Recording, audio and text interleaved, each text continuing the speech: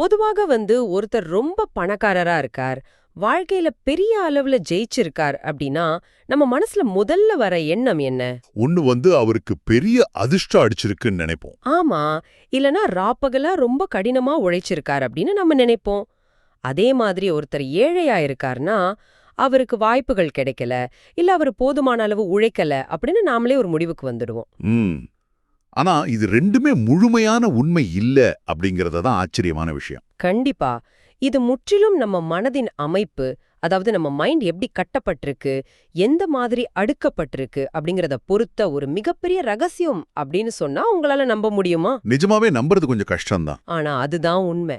உங்களை சுற்றி நடக்கிற எல்லாமே உங்க மனசுக்குள்ள நீங்க செஞ்சு வச்சிருக்கிற ஒரு சின்ன உள் அமைப்பு தான் காரணம்னு சொல்ற ஒரு விஷயத்தை இன்னைக்கு நாம ரொம்ப ஆழமா விவாதிக்க போறோம். நேயர்களாகிய நீங்க இன்று கேட்கப் போகும் இந்த விஷயங்கள் உங்க சிந்தனையை முற்றிலும் மாற்றக்கூடியவை. இன்னைக்கு நாம ஆராயப் போற ஆதாரங்கள் ரொம்பவும் சுவாரஸ்யமானவை. குறிப்பா எந்த ஆதாரங்கள்ல இருந்து இதை எடுக்கிறோம்?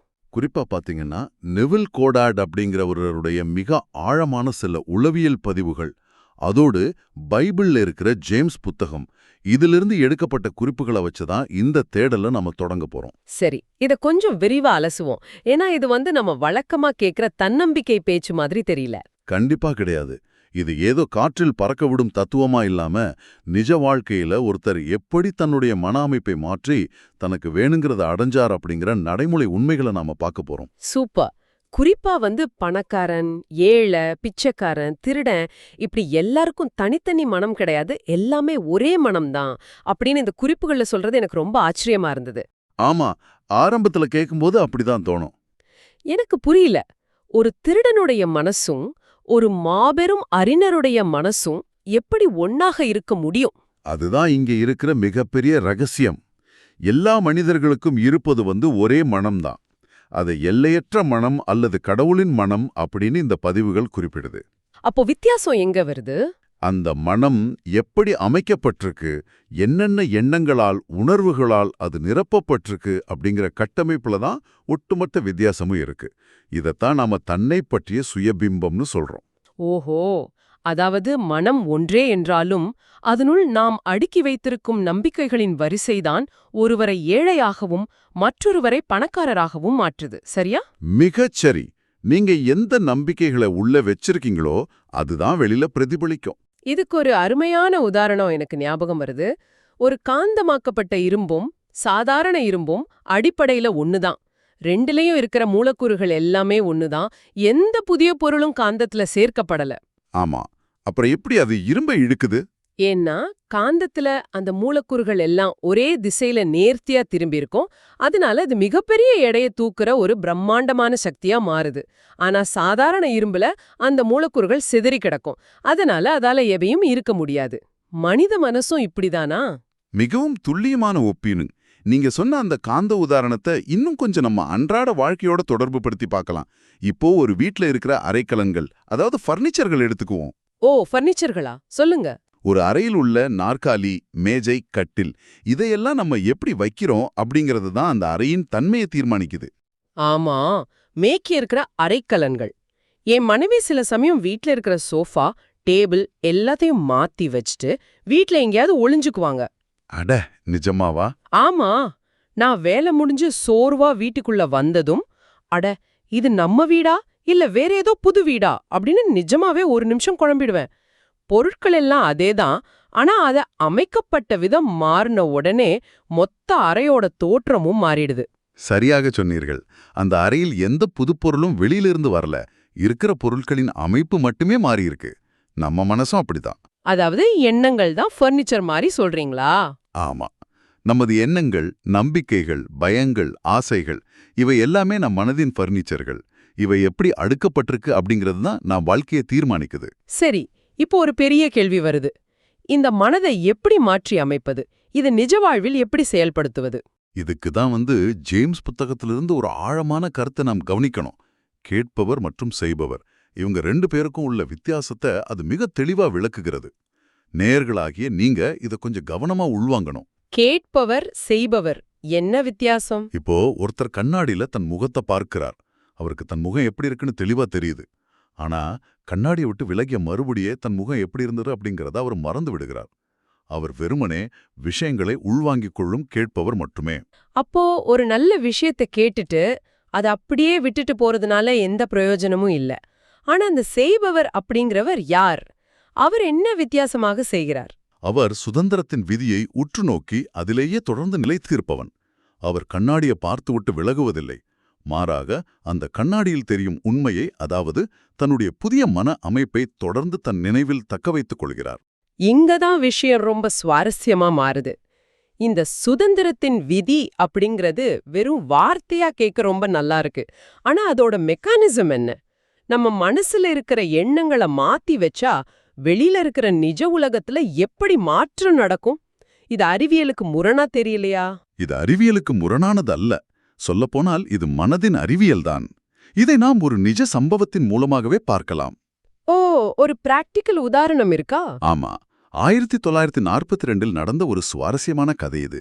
2ஆம் உலகப் போர் நேரம்.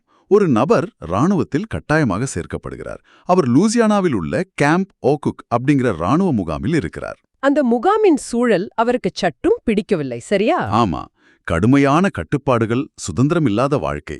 அவருக்கு அந்த ராணுவத்தில் இருக்க துளியும் விருப்பமில்லை. தன்னுடைய விடுவிப்புக்கான விண்ணப்பத்தை அதிகாரிகளிடம் கொடுக்கிறார். ஆனா அத கர்னல் தியோடார் பில்போர் ஜூனியர் அப்படிங்கிற அதிகாரி ஈவு இரக்கமே இல்லாம நிராகரிக்கப்பட்டது அப்படின்னு பெரிய எழுத்துல கையெழுத்து போட்டுடுறார். கரெக்ட்.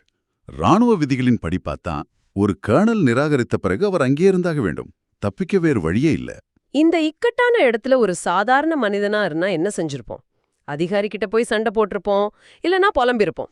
ஆனா அந்த நபர் அதிகாரியிடம் கோபம் படல, யாரையும் எதிர்க்கவும் இல்லை. மாறாக தனக்குள் இருக்கும் அந்த சுதந்திரத்தின் விதியை முழுமையாக பயன்படுத்த ஆரம்பித்தார். அதாவது அவர் தனக்கு வெளியே நடக்கும் எதையும் மாற்றுவதற்கு முயற்சிக்கல, தன் உள்ளே இருக்கும் மன அமைப்பை மாற்றத் தொடங்கினார். மிக சரி. அவர் தன்னுடைய மன அமைப்பை முழுமையா மாற்றினார். தான் அந்த ராணுவ முகாமில் 25 வீரர்களுடன் ஒரு இரும்பு கட்டிலில் தூங்கவில்லை அப்படின்னு நம்ப ஆரம்பித்தார். அவர் நியூயார்க் வாஷிங்டன் ஸ்கொயரில் உள்ள தனது 7வது மாடி குடியிருப்பில் தனது மனைவி மற்றும் குழந்தையான விக்கியுடன் தூங்குவதாக கற்பனை செய்தார். ஒரு சின்ன ராணுவ முகாமில் இருந்துகிட்டு வீட்ல இருக்கிற மாதிரி மனச நம்ப வைக்கிறது அவ்வளோ சுலபம் இல்லையே. இங்க நாம கவனிக்க வேண்டிய முக்கியமான விஷயம் அதோட ஆழம். அவர் சும்மா கண்ணை மூடிட்டு ஏதோ மேலோட்டமான பகல் கனவு காணல. அந்த கற்பனையில தன்னுடைய வீட்டை நிஜமாவே பார்க்கறார். ஜன்னல் வழியா நியூயார்க் நகரத்தின் வீதியை பார்க்கறார், அப்படிதானே? ஆமா, வீட்டுக்குள்ள இருக்கிற ஒவ்வொரு பொருளையும், தன்னுடைய படுக்கையின் மென்மையையும் தன்னுடைய கற்பனை கைகளால் தொட்டு உணர்கிறார். தன் உடலை அங்கேயே ராணுவ முகாமில் விட்டுவிட்டு தன் மனதால் அவர் நியூயார்க் நகரில் வாழத் தொடங்கினார். ராணுவ முகாமுக்குள்ளேயே இருந்தாலும் தான் ஒரு சுதந்திரமான மனிதன் அப்படிங்கிற உணர்வோடு அவர் ஒவ்வொரு நாள் இரவும் தூங்குறார். ஆனா இதுல எனக்கு ஒரு பெரிய சந்தேகம் வருது. இத கேக்குற உங்களுக்கும் நிச்சயமா இந்த கேள்வி வந்திருக்கும். என்ன கேள்வி? இது வெறும் மனசுக்கு ஆறுதல் சொல்ற ஒரு பகல் கனவு இல்லையா? ஒரு மனநல மருத்துவர் இத பார்த்தா இது யதார்த்தத்திலிருந்து தப்பிக்கிற ஒரு மாய, அதாவது எஸ்கேபிசம் அப்படின்னு தானே சொல்லுவாங்க. இது ரொம்ப ஆழமான ஒரு நியாயமான கேள்வி. இதற்கு பதில் சொல்லும் விதமாக ரொம்ப சுவாரஸ்யமான ஒரு ஒப்பீடு இந்த குறிப்புகள்ல இருக்கு. இந்த நபருக்கு ஒரு நண்பர் இருந்தார். அவர் ஒரு புகழ்பெற்ற மனநல மருத்துவர். ஓ, ஒரு ஃப்ராய்டியன் சைக்காலஜிஸ்ட், சரியா? ஆமா, சிக்மண்ட் ஃப்ராய்டின் உளவியல் தத்துவங்களை முழுமையா நம்புறவர். அவரும் இதே போல ராணுவத்துல கட்டாயமாக சேர்க்கப்பட்டு வேறொரு முகாம்ல இருந்தார்.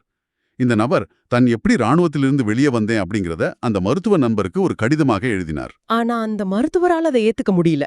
ஏன்னா அவர் படித்த உளவியல் பாடங்கள் இதற்கு நேர்மாறாக இருந்திருக்கும்.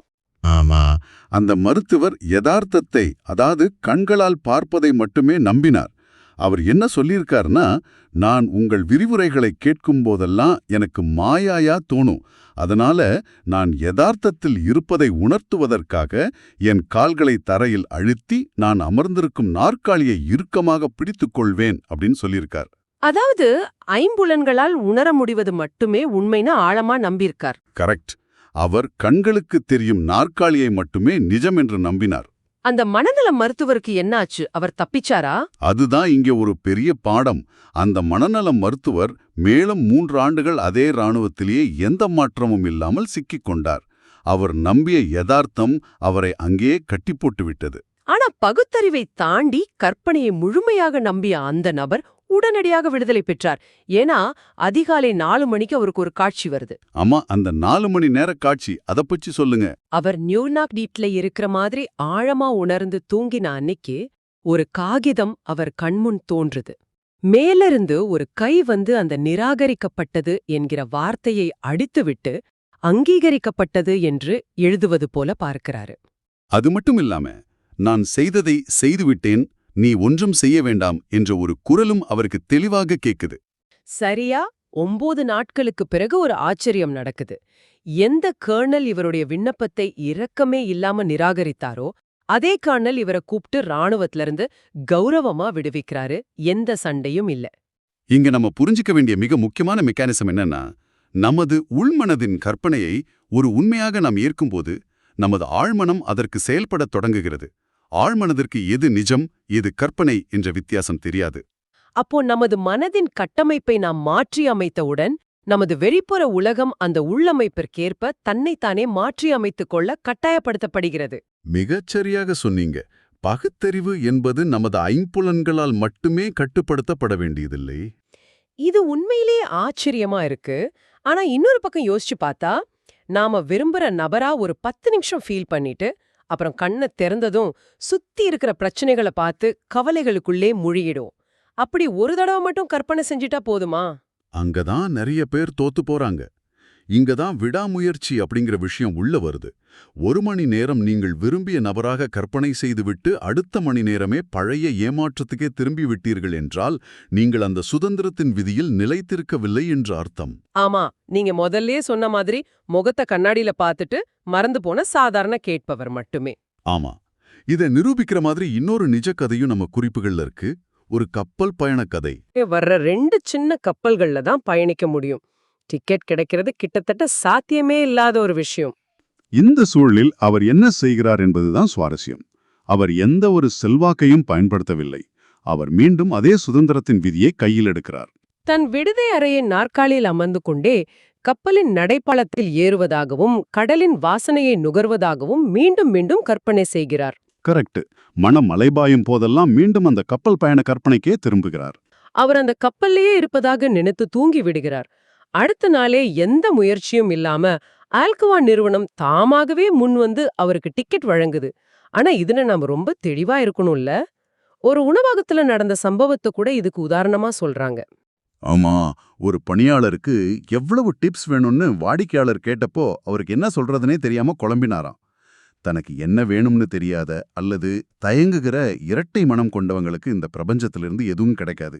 ஒரு விஷயத்த நினைக்கிறது, அப்புறம் ஐயோ இது நடக்குமான்னு சந்தேகப்படுறது, இதுக்கு பேருதான் இரட்டை மனநிலை. நாம் எந்த மன அமைப்பை தேர்ந்தெடுக்கிறோமோ அதில் முழுமையாக நிலைத்திருக்க வேண்டும். ஆமா, இந்த இரட்டை மனதை தவிர்க்கிறது கொஞ்சம் கஷ்டம்தான்.